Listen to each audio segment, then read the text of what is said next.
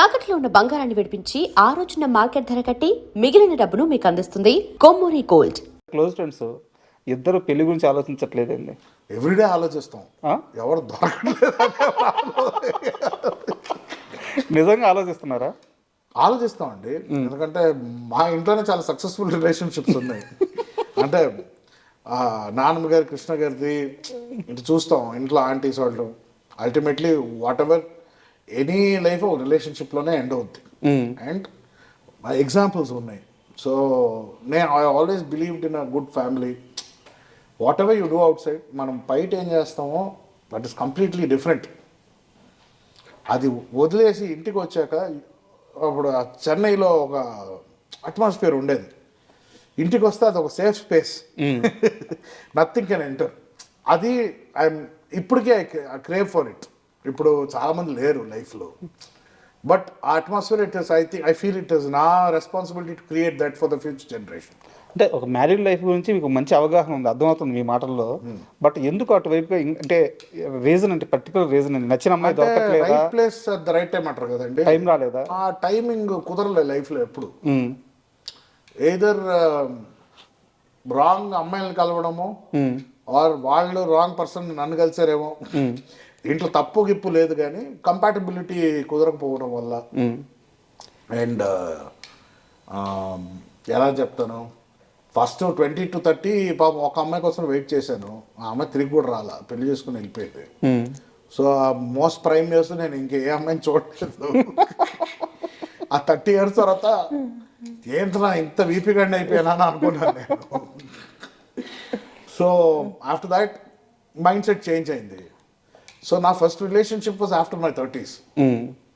So అప్పుడు నేను 17లో ఉన్నట్టు ఉన్నది, నాకు everything was new. Couldn't understand, navigation కుదరలా.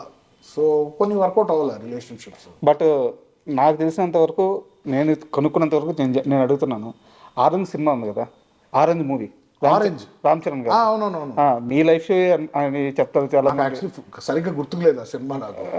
అంటే ఏదున్నా మొహం మీద చెప్పేస్తారు, నిజం చెప్పేస్తారు, రిలేషన్షిప్స్ క్యారీ అవ్వవు, బ్రేక్ అయిపోతుంటాయి అని చెప్పేసి. యా, అల్టిమేట్లీ నేను అదే కదా, రిలేషన్షిప్ నేను మ్యారేజ్ చేసుకున్నా కూడా నా రిలేషన్షిప్ బాగుందని ఎప్పుడు అంటానంటే, డెత్ బెడ్ మీద ఉన్నప్పుడు అంట. అప్పటికి ఇంకా వైఫ్ నాతో ఉందంటే very good relationship, my soulmate. లేకపోతే 50-60 కూడా డివోర్స్ అయిపోయి ఉన్నారు. So I will only trust at the end of the world. At the end of my world ఏదైనా ఇది నన్ను కంప్లీట్ చేసింది, దిస్ ఇస్ మై సోల్మేట్, నేను అచీవ్ చేశాను అనేది ఆ టైంలో డిసైడ్ చేయాలి, కానీ ఈ టైంలో ఏది. సరే, ఇప్పుడు ఓపెన్గా ఒకటి చెప్పండి. మీరు చేసుకోవాలనుకుంటున్న అమ్మాయికి ఉండాల్సిన లక్షణాలు ఏంటి, క్వాలిఫికేషన్స్ ఏంటి? అదే కదండి, నాకు క్లారిటీ లేదు. ఇంకా క్లారిటీ రాలేదు. క్లారిటీ అంటే క్లారిటీ కాదండి, ప్రాబ్లం అంటే అలాంటి లిస్టులు పెట్టుకున్నా అంటే ఎవరు దొరకరండి అలాగా. ఎవ్రీథింగ్ షుడ్ బి మ్యాజిక్ లాగా జరగాల, న్యాచురల్గా అవ్వాలి. ఒక అమ్మాయిని చూస్తే ఎందుకు అమ్మాయి నచ్చుతుందో, ఆ అమ్మాయి doesn't have to be Aishwarya, నేనేదో రితిక్ రోషన్ కాదు, కానీ doesn't have to be the most attractive women. కొంతమంది జస్ట్ నచ్చేస్తారు. కరెక్ట్. నేను ఫస్ట్ ఇష్టపడ్డ అమ్మాయి అయితే నార్మల్గా ఉంటుంది అమ్మాయి, బట్ 10 ఏళ్ళు వెయిట్ చేశారు. యా, నాకన్నా 4 years పెద్ద అమ్మాయి ఉంటుంది ఆవిడ, బట్ వెయిట్ చేశాను అంతే. అది ఎందుకు అంత నచ్చిందో తను నమ్మలేదు, నేను చిన్నపిల్లకని ఈడేం ఉంటాడు ఇంకొక అమ్మాయిని చూసుకొని యంగ్ అమ్మాయికి వెళ్ళిపోతాడు అనుకుంది, పిచ్చింది. తర్వాత 30కి రియలైజ్ అయింది. 34 వచ్చినప్పుడు నేను 30 వచ్చి అప్పుడు రియలైజ్ అయింది. అప్పుడు పెళ్ళి అయిపోయింది ఇంకొకరితో. ఏం చేస్తావు ఇంకా, కానీ అమ్మాయి వెళ్ళి హ్యాపీ మ్యారీడ్ లైఫ్ అన్నా. సో ఇప్పుడు మనం రిలేషన్ గురించి మాట్లాడుతున్నాం కాబట్టి అది సీరియస్ క్వశ్చన్ కాదు, కానీ అడగాలనుకుంటున్నా. మీకు ఇష్టమైతే సమాధానం చెప్పండి, స్కిప్ చేసేసేయండి.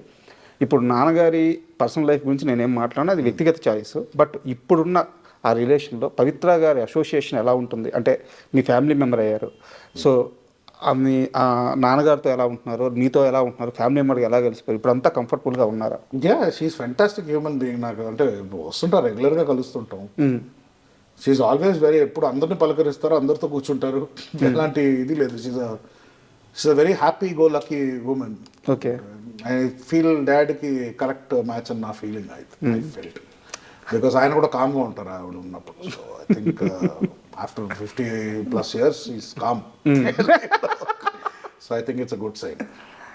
అదే love, this never, no time, no really time deadline or anything, never too late. Correct to find the right person. అదే చెప్పాను కదండి, నేను 60 years తర్వాత డిసైడ్ చేస్తాను. అప్పుడు 70 ఉంటే 70 వరకు అప్పుడు డిసైడ్ చేస్తా. అప్పటి వరకు నాకు ఎవరు రైట్ అని నేను డిసైడ్ చేయను. So yeah. అండ్ పవిత్ర గారు లాస్ట్ అంటే కృష్ణ గారిని కూడా కలిశారు, కృష్ణ గారి ఆమోదం కూడా ఉందని చెప్పి నరేష్ గారు చాలాసార్లు చెప్పారు అనమాట. సో ఆ వాళ్ళిద్దరి ఆ మూమెంట్ ఎలా జరిగింది? నేను లేనండి.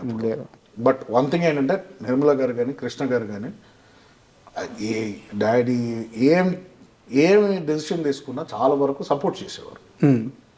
బికాస్ వాళ్ళు చాలా కష్టాలు చూసి వచ్చిన వాళ్ళు. సో ఒకటి అర్థం చేసుకోవాలంటే మనిషి లైఫ్లో అన్ని పర్ఫెక్ట్గా జరగదు.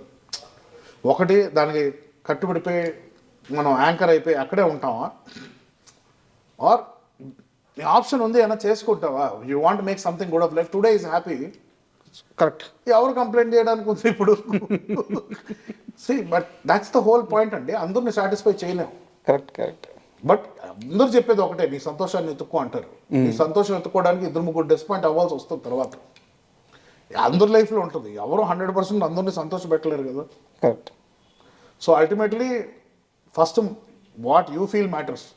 నువ్వు సెక్యూర్గా ఉంటే ఇంకొక 2-3 నువ్వు సెక్యూర్ చేయొచ్చు, కానీ నీకే టికాణం లేనప్పుడు you can't go and try to make people happy.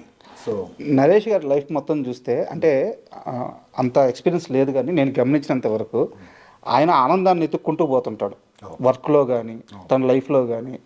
And అంటే ఇలా బతకాలరా, ఇది కదా లైఫ్, ఆ సాటిస్ఫాక్షన్ ఉంటుంది ఆయన లైఫ్ స్టైల్లో.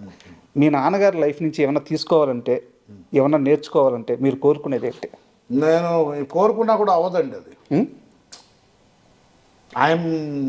ఆయన ఎమోషనల్ పర్సన్, బట్ కొన్ని విషయాల్లో ఆయన ఎమోషన్ మేనేజ్ చేసే లెవెల్లో నేను మేనేజ్ చేయలేను. And that's not possible. అది నాకు మా మదర్ సైడ్ నుంచి వచ్చిందో మరి నాకు తెలియదు, but that is what I'm.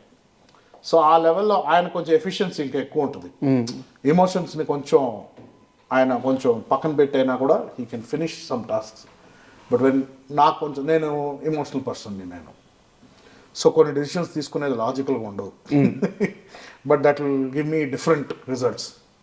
So నేను ఐడెంటిటీ మార్చుకోదలుచుకోవట్లేదు, అండ్ యాక్సెప్టెన్స్ ఇస్ ఇంపార్టెంట్. ఆయనంత ఎఫిషియెంట్ పర్సన్ నేను కాదు. దో ఫిజికల్గా నేను ఇంకా ఎక్కువ చేయగలుగుతానేమో ఇప్పుడు, but work wise or experience wise is a task master. నాకు ఒక టాస్క్ ఇస్తా, ఒక టాస్క్ నీట్ కంప్లీట్ చేసుకొని ఫినిష్ చేసుకుని, మల్టీ టాస్కర్ కాదు నేను. సో అలాంటి ఒక డైనమిక్ డిఫరెన్సెస్ ఉన్నాయి. సో నేను అది అనుకోవడంగానే అది పాసిబుల్ కాదు. Both are little different.